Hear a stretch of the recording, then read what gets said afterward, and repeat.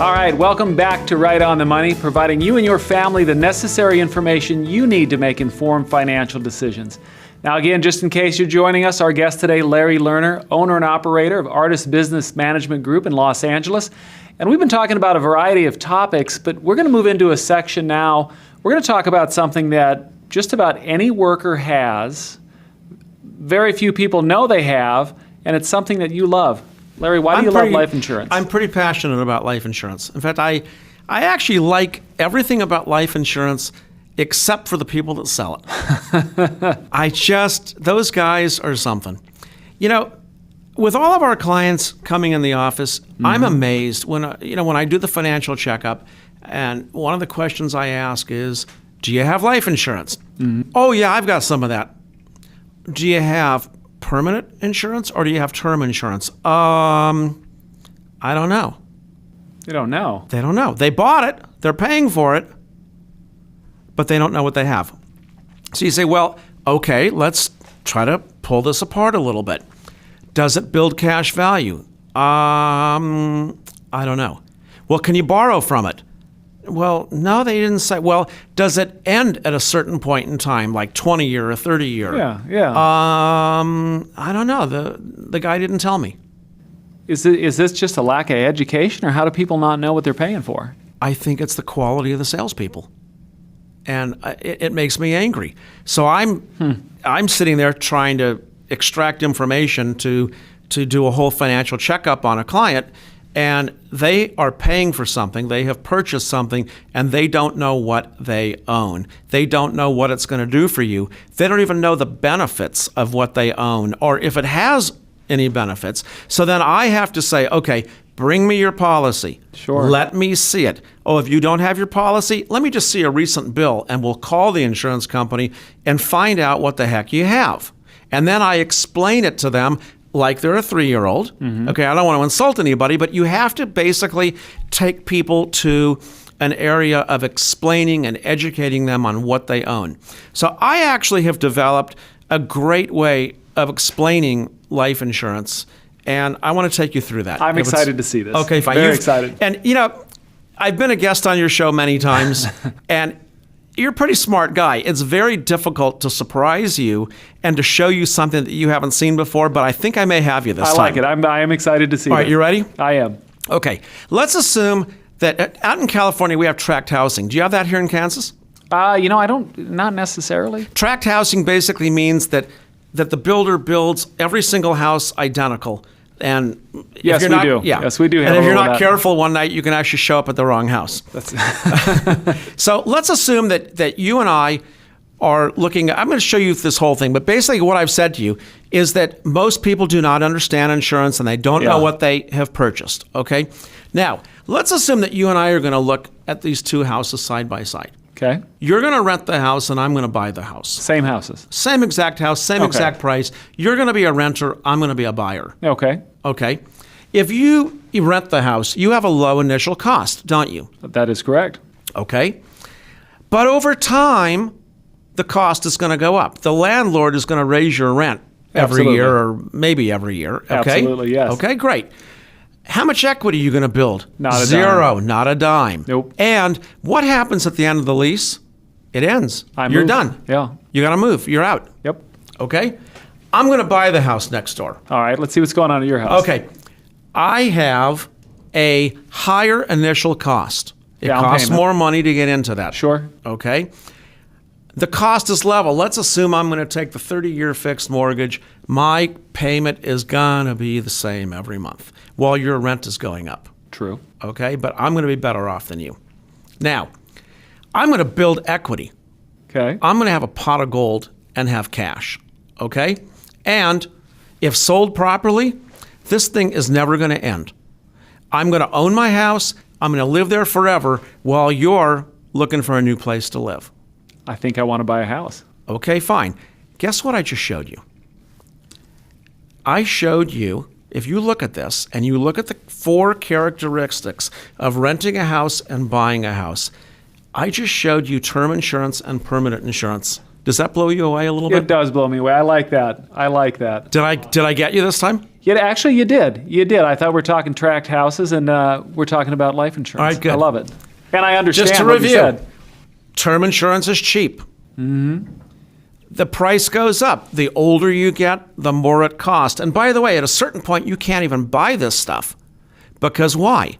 They got to do blood and urine. Sure. You got to be in perfect health. If anything is not perfect, you can't even buy this anymore. So not only am I renting, I could get kicked out? Yeah, you can get kicked out. Not good. Okay? You build absolutely no equity. There's nothing to borrow against. There's no cash in this thing. And at a certain point, it's sold in 10-year, 20-year, and 30-year increments. To put it bluntly, if you don't die within the 30 years, you have zero. And now you're at a point, now let's say you're 55, 60 Sure. years old. Go try to buy this stuff at that point. You've got high cholesterol. You're not, whatever. You're not in the greatest shape in the world. And plus the fact that it's Yeah. going to be very expensive to buy it. With this, I paid more money in the beginning. I paid the same amount. I'm going to maybe pay on this thing until I'm 65 years old, and then I'm going to stop paying, and I'm going to keep it for the rest of my life. I'm going to build tons of equity. I have cash in there that's mine. It's an asset. It's part of my portfolio, okay? And it's never going away. Now, this has to, when you show this, because this is a great way. I understand this. Right. Let me show you graphically. Here's my term insurance. It starts out low. My permanent was a straight line.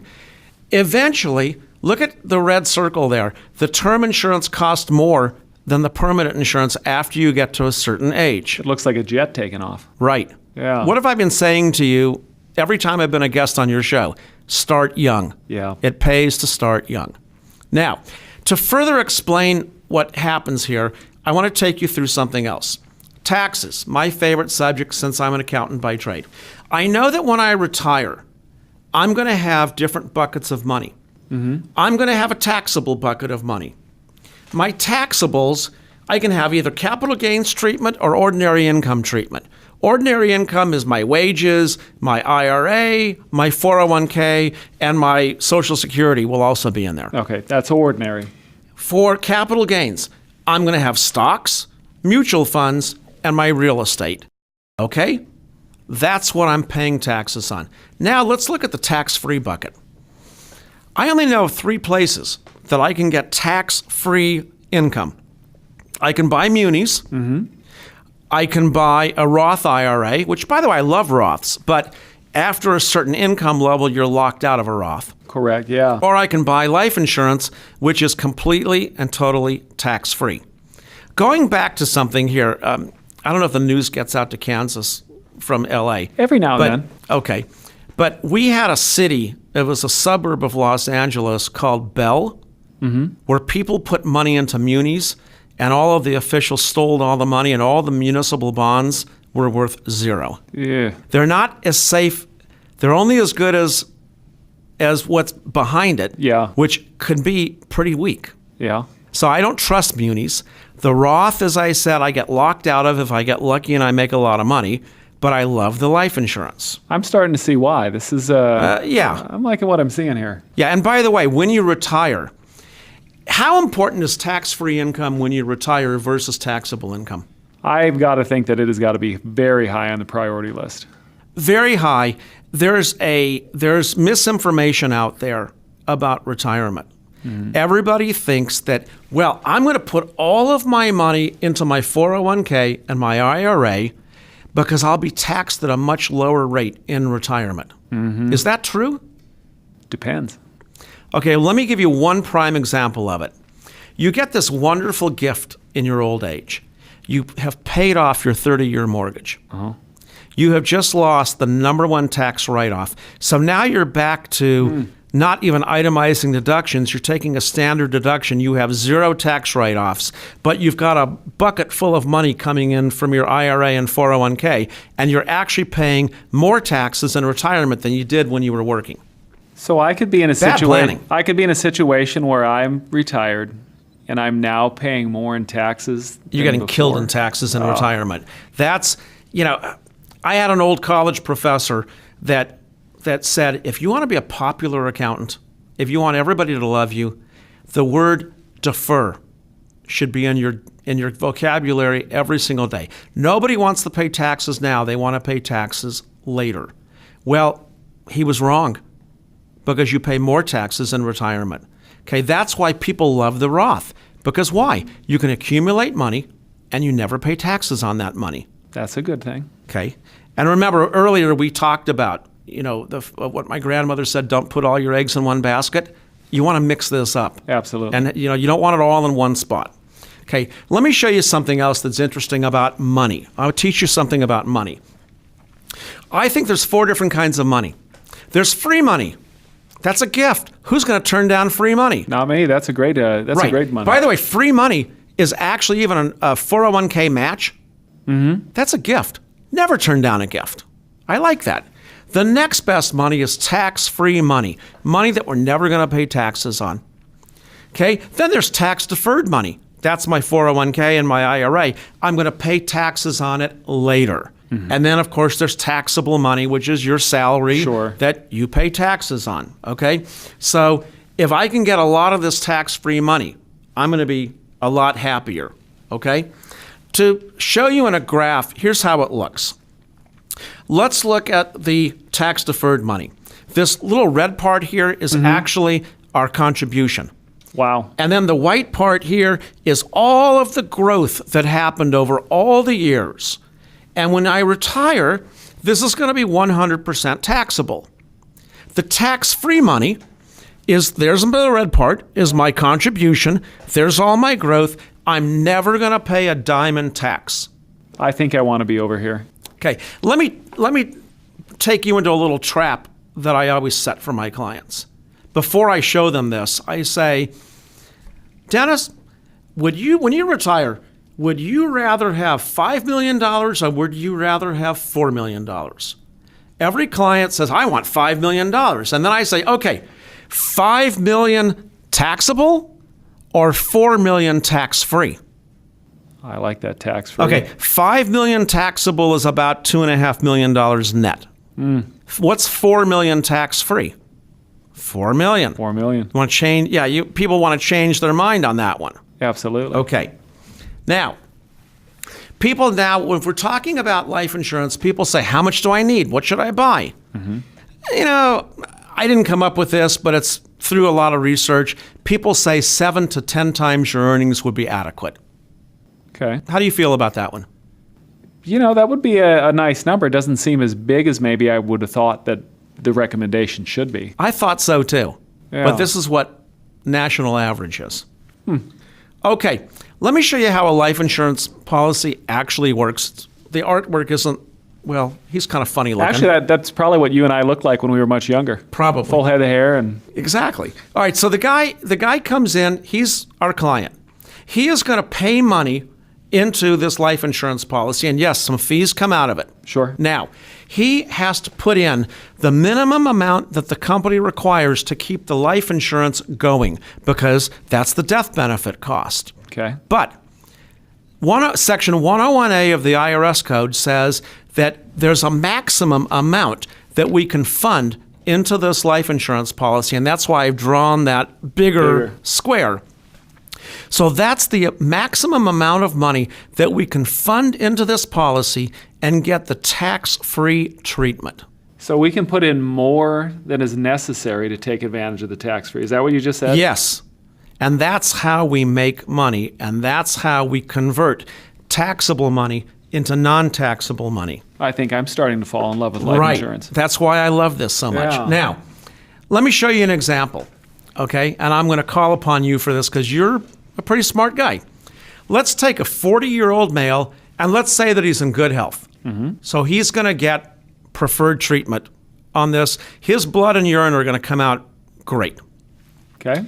We're going to have him pay in $10,000 a year for 25 years, so he's going to stop paying at age 65. That's a total of $250,000 that he's investing into this contract. Okay?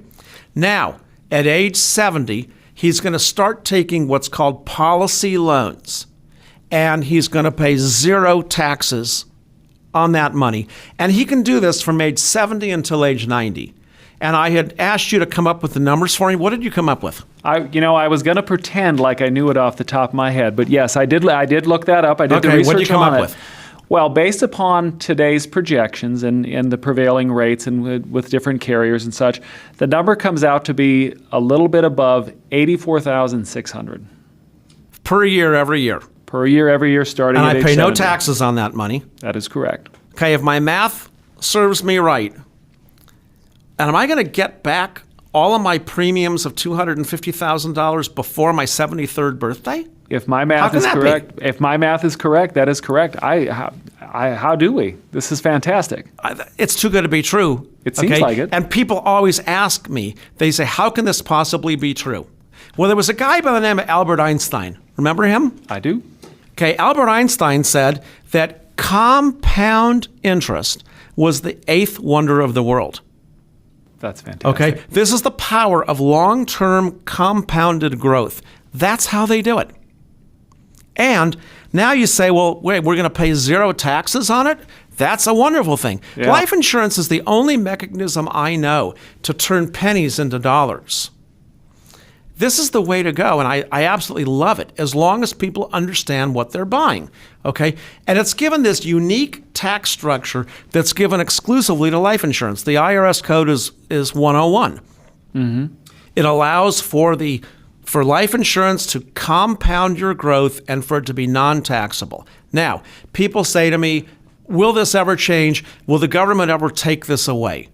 Well, they haven't, and I don't think that they ever will. Because why? Everybody in the Senate and everybody in the House owns life insurance. So why would they take something away that would hurt them? And it also seems like it's a great way. Why would you want to take away something that an individual can do to take care of their family? Exactly. Wow, it seems like such a wonderful So product. what's the biggest misinformation? I have to die to collect on my life insurance. That is what I was just You gonna just showed say. me how much money you're going to get. Yeah. You don't have to die. Now, what is the stigma that people in my parents' generation said? You're stealing money from your children. Mm-hmm. You're living off of their inheritance. Well, that actually changed, because what has happened is that most kids are not inheriting money. Their parents are living a long time, and it's costing a lot of money to fund their retirement or their long-term care. And the life insurance is the number one place to pull that money out of, rather than your kids having to write a check every month to keep you cared for. That's a great source for funds for... Yes, it is. It's another way of potentially taking care of things. Now, life insurance also, it's a very powerful product. Very powerful. It can accomplish more than what people think it can accomplish. Now, there's a few other things that life insurance can do also. Here's an idea for a small business owner. Okay. Imagine this. You can put away money for the future. You can grow this money tax-free. You can access it tax-free, and there's no contribution required for your employees. This is great for the small business owner. Absolutely. That doesn't want to have a whole big plan for all of his employees. Sure. Okay? Which is, by the way, the current situation. Companies are not funding retirement accounts for their employees anymore. Okay? I have another idea also. Small business owner, you ask him, what do you plan to do with your business someday? Well, obviously, he's going to sell the business. What are you going to do with all of that money? What are you going to do with the proceeds of the sale after you pay the capital gains tax? Very simple. I can dump that money into my cash value life insurance. Let it grow, tax-free, compound interest. I can access it tax-free, and I can pass it on to my heirs tax-free. Okay? So I can build this bucket big enough that I can put the proceeds in and nobody pays taxes on it. This is life insurance. I am astounded. Life insurance is a fantastic tool. I love it. Now, I've got this other thing that's great, okay? Have you ever heard the term turbocharging your IRA? I have heard that term. Not familiar with it, so I'm curious to see what it means. I want to show you something interesting. Esther is a 70-year-old lady. She's got $100,000 in her IRA. Okay. And that's her daughter over there. We Surfing call her away. Malibu Barbie. She doesn't do much except surf. You know, okay? from being here in Kansas, this is what we think you Californians do all day long. All day long. Just surf. I can do tax returns on a surfboard, actually. That's a lie. Okay, so what's going to happen to the daughter? Well, she's going to get $60,400 after taxes. Okay. When Esther passes. When Esther passes. Okay. Now, if Esther has taken care of herself properly and she's got other money, and she says, my RMDs, those are required minimum distributions required by the United States of America, she has to take $3,500 a year every year. Okay? Okay. If she doesn't need the $3,500 to live on, here's what she can do. She can take the $3,500 and she can buy a $100,000 life insurance policy. Okay? Now, when Esther passes away, the daughter will get the $60,400 plus the $100,000. I've now gotten her $160,400. We call that turbocharging an IRA. I turned $60,400 into $160,400. So we took, I want to say that back because this You is like that yeah, one? I do like this one a lot. So Do I get you again or you what? got me again. Okay. So you're saying that, so Esther has to take, Uncle Sam is saying Must. you have They're to. required minimum distributions. So it's got to come out. Right. And she doesn't, she just has to take it out. But she doesn't need it. Okay, so she can turn around, then you're telling me that she can turn around and purchase a life policy if she qualifies. If she qualifies. And And then at 70, it's not easy, but she can do it. Well, if the surfing family, I'm sure she probably Maybe she's okay. maybe preferred.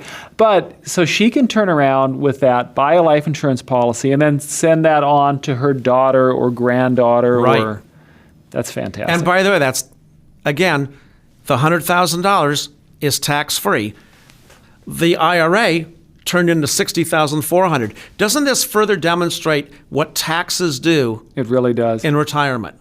It really does. That is fantastic. So life insurance, although it seems like it seems like there's lots of things to talk about, because not one Right. policy. I mean, as we just saw, renting versus owning. It's not one size fits all. Yeah. And by the way, don't misunderstand me. When I was talking to you about term versus whole life, Sure. I didn't say term was bad. Term has a purpose in life. It has a specific purpose. If you buy a 30-year term policy, that means you have to die before 30 years for it to pay off. Gotcha. There are specific purposes. When I was sitting with my wife in the audience at my daughter's college graduation, I leaned over to my wife and I said, tomorrow I cancel my term insurance because we made it. The purpose of the term insurance was that if I died prematurely, my daughter would still go to that 4-year university, which was a lot of money. I think it was about $250,000. Golly. The term insurance was there to protect the family. Once she graduated, I have no purpose of the term insurance anymore. Now I can just keep my whole life policy. Totally makes sense. So the term insurance you use for I guess for a specific term or for a specific Yes. purpose. It's in case you die prematurely, it protects the family. So it's good, but you don't retire on it. You don't borrow against it. You have no cash value. You're merely renting. Term insurance is like your car insurance. It's there if you need it. But what do you do when you sell your car? You drop your insurance. You cancel the insurance. When I was sitting at Marissa's college graduation, I canceled my insurance. I didn't need it anymore. Fantastic. There are so many things that life insurance is almost like an onion. You peel it back, there are so many layers. I had no idea there were so many things we could do, and the turbocharging an IRA, fantastic. But Dennis, I would go as far as to say that 90% of my clients don't understand it until I've explained it in a very elementary way like this. Fascinating. Very fascinating. Just one of the many reasons why somebody should come down and talk to you. Absolutely. I'm willing to sit and explain things. Absolutely. Dennis, thanks for having me. Thank you for being here, Larry. It's been great. I think if you're somebody who's ever interested in retiring, you owe it to yourself to talk to Larry Lerner. Thank you so much. Absolutely. So, folks, That'll do it for our time today. Don't forget you can follow us on Facebook, Twitter, and LinkedIn, where you can get up-to-date financial news and insights from the top insurance and financial professionals in the game today. Now, you also can watch full Right on the Money episodes at rightonthemoneyshow.com. Thank you so much for watching. We'll see you next time.